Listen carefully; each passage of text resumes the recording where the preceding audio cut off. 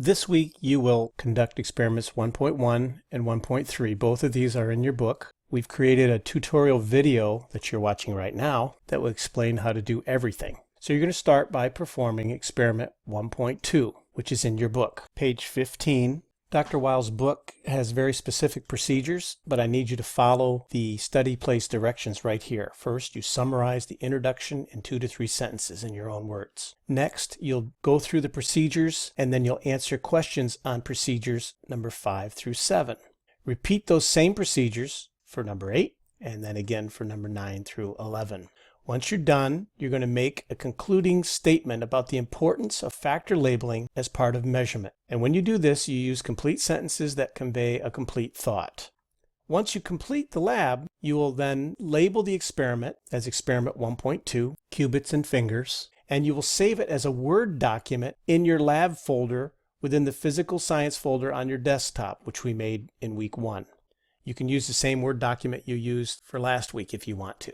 Let me show you how to save this into your Word document. Let's say this is your Word document. You go up to File, Save As, and the easiest here would probably be hit Browse, and then look for Desktop. And on the desktop you see the Physical Science folder. Double click on it, and there's the labs. Double click on that, hit Save, and your file is now saved.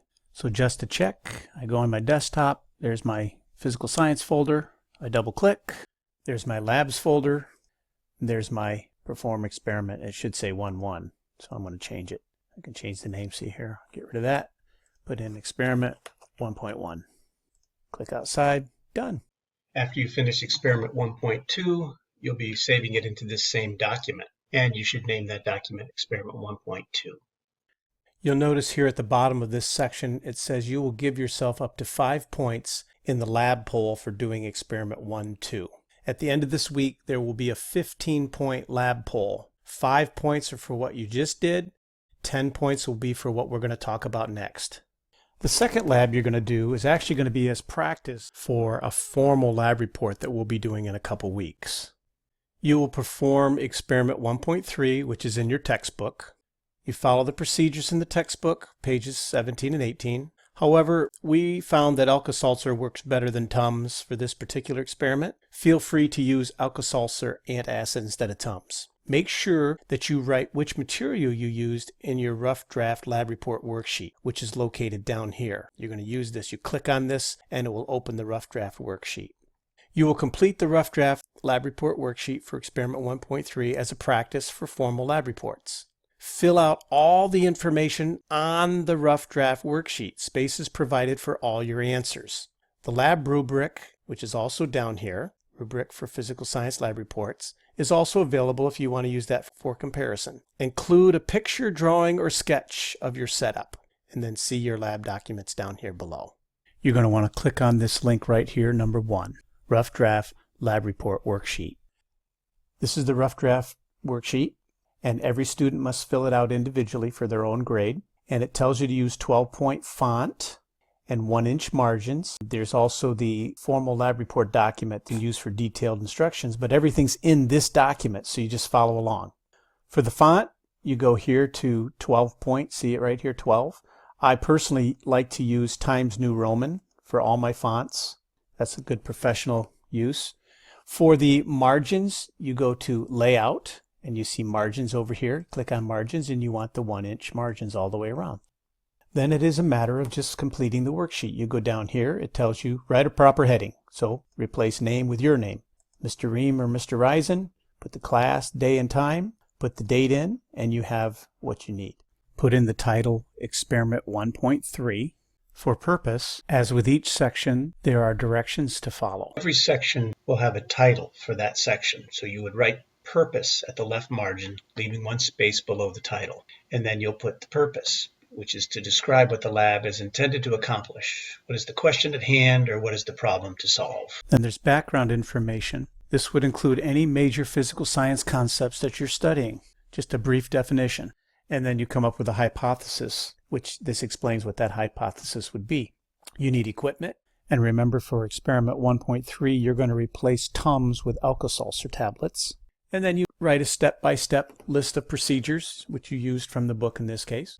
For data and observations or calculations in data, you will include detailed observations of what you experienced or observed in the lab, what you saw, heard, smelled when the experiment was performed. However, don't retell procedures in this section. Include all data tables and/or charts that support your observations. Label all items and all categories. Provide an organized table of all measurements during the lab activity if it's appropriate. You don't have to do a table if there's no data. The table must have clear headings. All measurements must include units.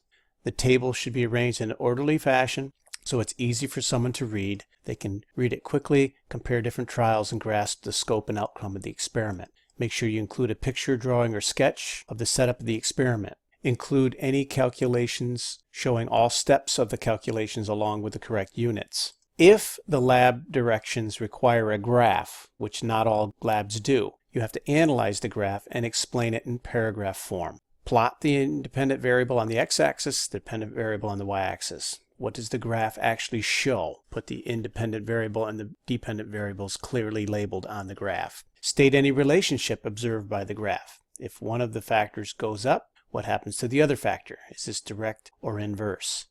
When you come to the conclusions section, you'll notice that all the sections have a statement that says write, in this case conclusions, at the left margin, leaving one space below the calculations section. That's an important organizational thing for your lab report. The conclusions section has several parts. The first part is that you draw a conclusion or make a concluding statement by restating and addressing your hypothesis. What does that mean? You state whether your hypothesis was correct or incorrect in a complete sentence that includes the original hypothesis. And second, you explain why your hypothesis was correct or not using the observations and data from the lab.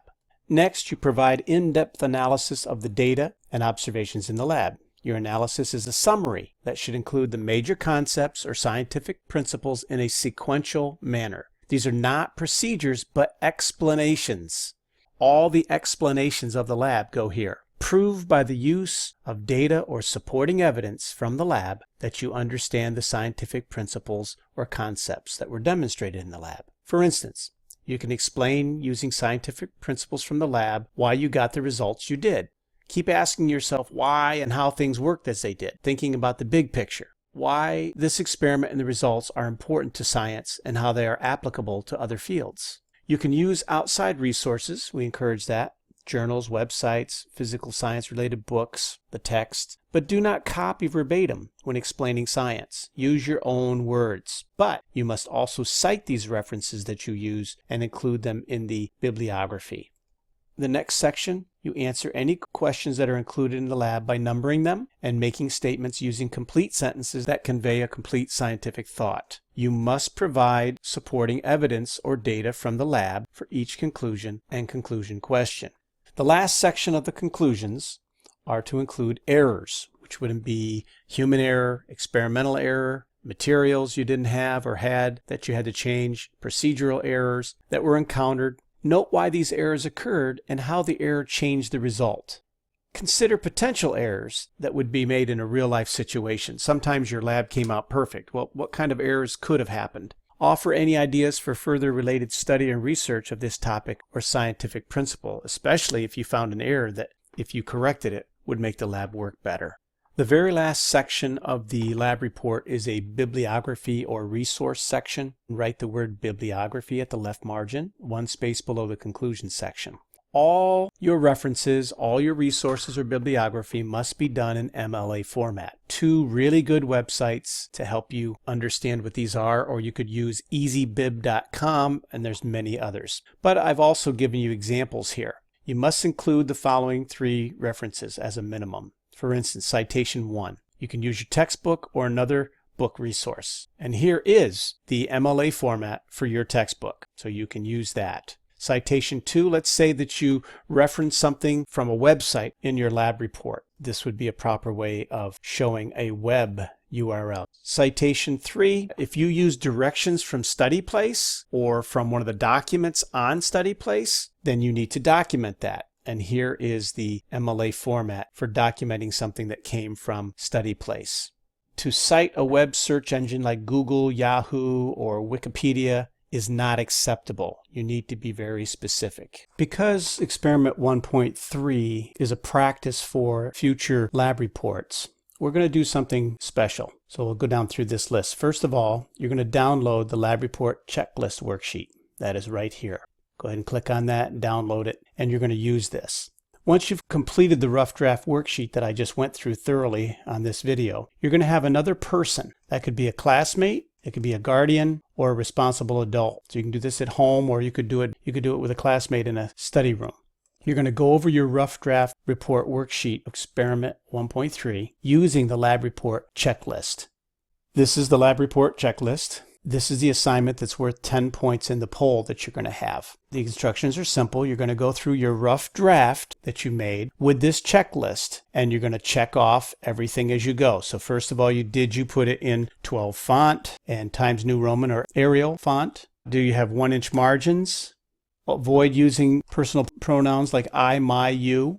Do you have the proper heading, and so forth? You go down through, do you have the title? Notice I'm putting an X in all these. Do you have the purpose? Did you write the word purpose on the left? Did you describe what the problem is and all that, all the way through the lab? Complete the checklist with an adult or a classmate or your parent. All these should be checked off when you're done. So you go to Study Place, you open that up, and here's your messages. But you want to click on the assignments icon, and that will open. And you're going to scroll down until you get to the experiment 1.2 and 1.3 poll. And you notice that Take Poll lights up. You click on that. It'll say give yourself up to 5 points for experiment 1.2 and up to 10 points for experiment 1.3. And it continues to say up to 15 points total. So you would give yourself 15 points and hit Submit Answer. And then you're all done. It's important that you read everything that's on Study Place, because that's where your directions are. If you look here, you see Rough Draft Lab Report. Use the checklist review to make any necessary edits on your Rough Draft Lab Report. This is actually for next week. When you're satisfied that your Rough Draft Lab Report is complete, sometime next week, not this week, go to the assignments just like I showed you, submit file, in the final draft 50 points assignment. So you have experiment 1.2, experiment 1.3, which make up the lab poll for this week of 15 points total. Then next week, you'll complete the rough draft lab report that will be turned in for a grade by the teacher.